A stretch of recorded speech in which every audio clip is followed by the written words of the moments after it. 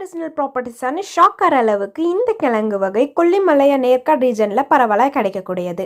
முடவேட்டுக்கால் ஆட்டுக்காலுக்கே tough கொடுக்குற மாதிரி soup செஞ்சு குடிச்சு பாருங்க. ஜாயிண்ட் பெயின்லேருந்து பாடி பெயின் வரைக்கும், கோல்ட்லேருந்து காஃப் வரைக்கும் பறந்து போயிடும். ஃபஸ்ட்டு முடவேட்டுக்காலோட தோல் நல்லா சீச்சி எடுத்துக்கோங்க. வாஷ் பண்ணி சாப் பண்ணிக்கோங்க. ஒரு பிளெண்டரில் 2 பச்சை மிளகாய், 1 இனுக்கு புதினா, 1 இனுக்கு கொத்தமல்லி, 1 வெங்காயம், சாப் பண்ணி வச்ச கிழங்கு பாதி சேர்த்து ஸ்பைசஸில் ஜீரகம், சோம்பு, 1 டேபிள் ஸ்பூன் பெப்பர், கொஞ்சம் தண்ணி சேர்த்து நல்லா பிளெண்ட் பண்ணிக்கோங்க.